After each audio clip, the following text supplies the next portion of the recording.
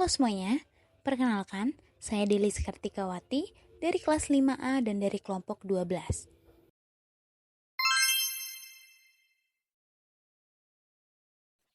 Sebelum ke materi yang lebih jauh, sebelumnya apakah teman-teman sudah tahu apa itu kerahasiaan dan privasi dan apakah sama atau berbeda? Kerahasiaan merujuk pada kewajiban untuk menjaga informasi tertentu agar tidak diungkapkan kepada pihak yang tidak berhak mengetahuinya. Hal tersebut biasanya berlaku untuk informasi sensitif, baik itu terkait individu, perusahaan, atau organisasi. Dalam dunia bisnis, kerahasiaan melibatkan perlindungan data dan informasi seperti strategi perusahaan, data keuangan, kontrak, dan informasi pelanggan. Privasi adalah hak individu atau entitas untuk mengontrol informasi pribadi mereka sendiri dan menentukan kapan, bagaimana, dan kepada siapa informasi tersebut dibagikan. Dalam bisnis, privasi seringkali terkait dengan informasi pribadi karyawan, pelanggan, atau mitra bisnis seperti data identitas, kesehatan, atau preferensi. Berikut perbedaan kerahasiaan dan privasi. Kerahasiaan berfokus pada pelindungan informasi yang sifatnya sensitif dan bersifat rahasia, serta terkait dengan tanggung jawab pihak yang memiliki akses terhadap informasi tersebut. Sedangkan privasi berfokus pada hak individu atau entitas untuk mengontrol informasi pribadi mereka sendiri dan melindungi data dari penggunaan yang tidak sah. Selanjutnya, peran kerahasiaan dan privasi dalam komunikasi etis. Yang pertama, menghormati hak individu.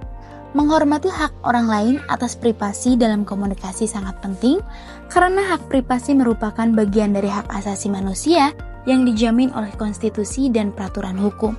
Selain itu, hak privasi membantu menjaga keseimbangan kekuasaan antara pemerintah dan individu. Hal ini tentunya mencegah penyalahgunaan kekuasaan dan memastikan bahwa setiap individu memiliki hak untuk menjaga kerahasiaan dan keamanan data pribadi. Yang kedua, kepercayaan dalam hubungan.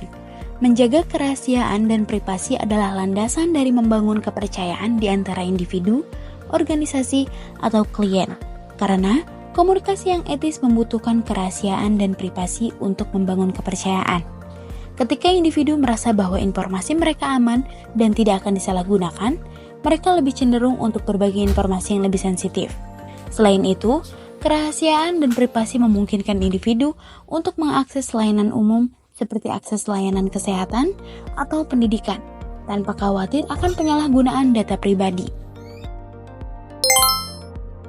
Berikutnya, mengenai implikasi dari pelanggaran kerahasiaan dan privasi. Yang pertama, konsekuensi hukum. Undang-Undang Perlindungan Data Umum atau General Data Protection Regulation di Uni Eropa adalah contoh yang sangat ketat dalam mengatur pelindungan data pribadi. Di Indonesia sendiri, Undang-Undang Perlindungan Data Pribadi atau PDP telah ditetapkan untuk melindungi hak privasi individu.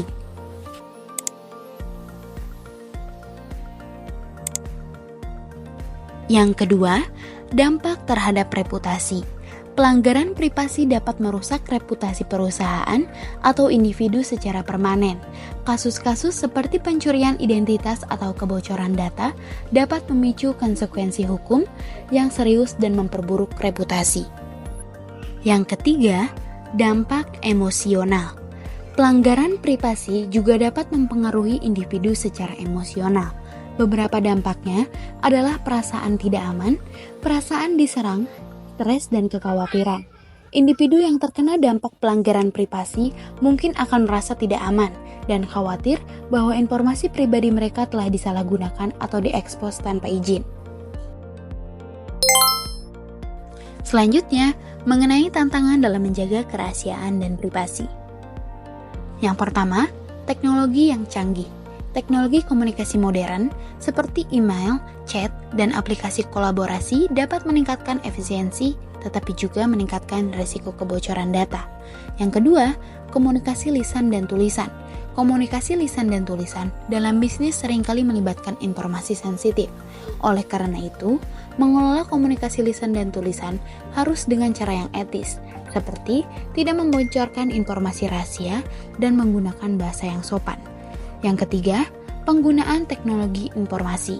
Penggunaan teknologi informasi seperti email, database, dan aplikasi lainnya memerlukan strategi keamanan yang ketat untuk menjaga kerahasiaan dan privasi. Dengan ini, menggunakan password yang kuat dan membatasi akses ke data sensitif. Berikut tips atau cara menjaga kerahasiaan dan privasi dalam komunikasi. Pertama, gunakan kata sandi yang kuat. Hindari kata sandi yang lebih sering digunakan seperti tanggal lahir atau nama. Kata sandi yang kuat harus menggunakan kombinasi huruf, angka, dan simbol untuk membuatnya lebih sulit ditebak. Yang kedua, kebijakan keamanan. Kebijakan keamanan yang ketat sangat penting dalam menjaga kerahasiaan informasi. Perangkat lunak keamanan seperti antivirus dan firewall harus digunakan untuk melindungi data dari serangan siber.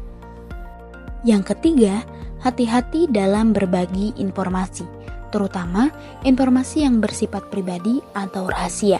Informasi yang bersifat pribadi atau rahasia harus dibagikan hanya kepada orang yang benar-benar perlu tahu dan dapat dipercaya.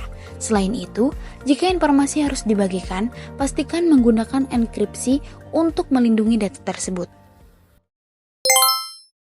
Berikut contoh kasus dari kerahasiaan dan privasi.